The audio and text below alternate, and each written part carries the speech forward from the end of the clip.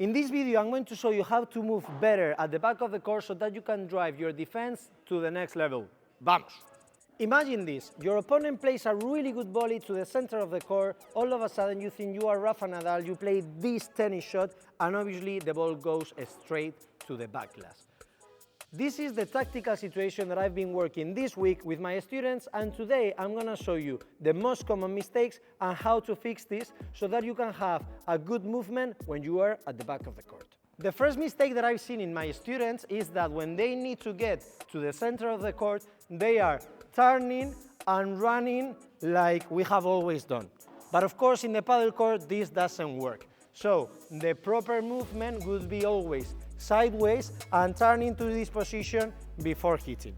Remember, I don't want you to turn and run, I want you to have this lateral movement.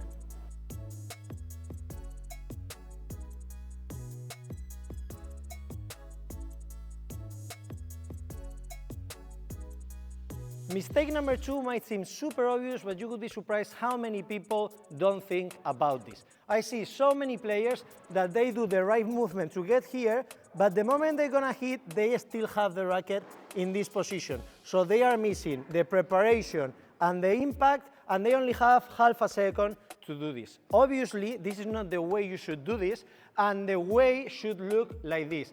I'm going to prepare my racket at the same time that I'm moving. So when I'm getting here, my racket is already at the back. This is key. Think about this. You don't have enough time to prepare the racket and hit just at the end.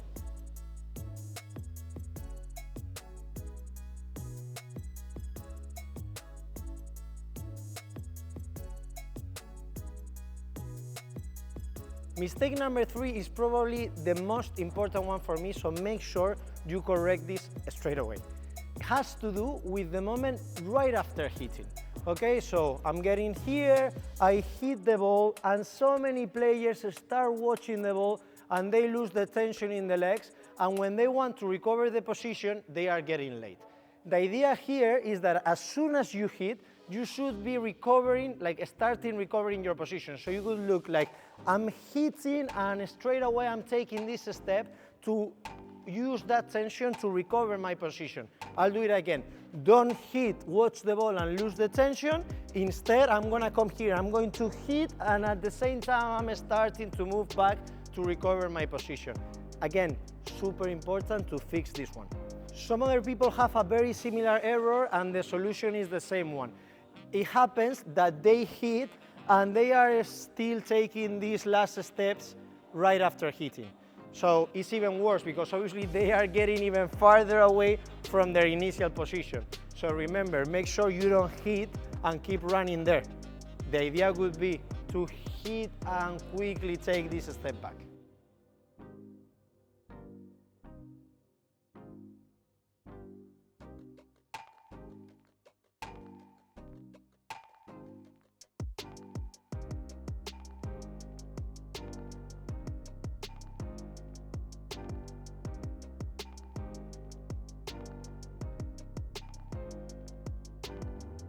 Mistake number 4 has to do with tactics. If you think about this, this is the situation that we are drawing in the whiteboard. So this player plays a really good volley to the center of the court, and now I have to go to this space and I need to hit from here. The simplest way to hit this ball back in is to hit in this area, okay? In this channel. It's way harder to try to play to these corners from this direction, and of course it's not a good idea to try to play the lob if I'm getting here late, okay? So remember, if you want to make your life easier, you want to play between these two players, okay? Try to avoid playing a really fancy shot to the corner because it's not a good idea, and it's not a good idea either to try to play the lob if you are running late. The next mistake doesn't have to do with the movement itself, but it's a technique error that applies in this situation. Especially, I see this a lot in squash players. So think about this. You are gonna hit a ball that is really close to the floor, okay? So many people prepare with the tip of the racket pointing high. What's the problem? That this is gonna cause a swing like that one. And it's really likely that the ball goes to the back glass. So to fix this, it's really important that you make sure that the tip of your racket is not pointing high, okay? Instead, it's gonna be pointing to the back glass, you're gonna prepare really short, and you're just gonna push the ball there, okay? You don't need to add power. All you want to do is push the ball a bit and make sure it goes to the other court. Remember, I'll say it again. If you're gonna hit here, it doesn't make sense to prepare the tip of the racket up because this is gonna cause a swing from low to high and really likely the ball is gonna go to the back glass. Instead, I'm going to prepare with the tip of my racket pointing to the back glass, really short. I'm gonna push and I'm gonna finish right there. And follow Padel Drive for more tips.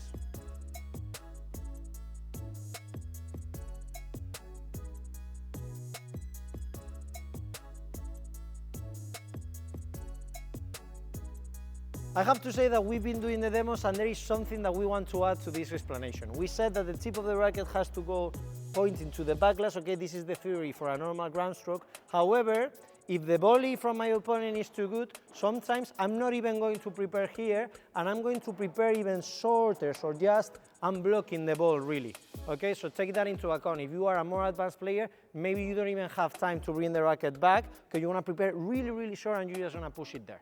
Okay guys, so now I'm gonna give you a few exercises that you can practice with your friend to work on this movement pattern. Okay, so we're gonna start from this position and the idea is that I'm gonna play and quickly go touch this cone. Okay, we have to try to keep it easy to each other and we have to focus on the movement rather than on hitting or rather than trying to win the point. Okay, right there, I come here and so on. Okay, it's a really good warm-up exercise and remember to practice this part where as soon as I'm hitting, I'm recovering really quickly this direction. The second exercise is a bit more complex, but it's good that you know this. So the coach is gonna be hand feeding to the center and I'm the student, I'm gonna be going around the cone, hitting, coming back and hitting. I have to try to hit the chair. So it's gonna look something like this. I'm gonna go around here, I'm gonna try to hit the chair, I go all this way, I try to hit the chair and I go back, okay? It's a really good exercise to work on displacement, but at the same time I'm gonna be hitting and aiming to a target. So really good exercise. If a friend shares you this video, he wants you to know. Share this video with you, sorry. If a friend sends you this video, they want you to know that your displacement, que no es displacement, cabrón. So, hopefully we taught you something useful today, and at the same time, share it with another friend that he or she needs to watch this video. Share this video with that friend that is really slow at the back of the court, and at the same time, if you receive this video, it means that you need to improve your movement. ¿Estás grabando? ¿En serio? As always, thank you for watching. We will see you in the next one. ¡Vamos!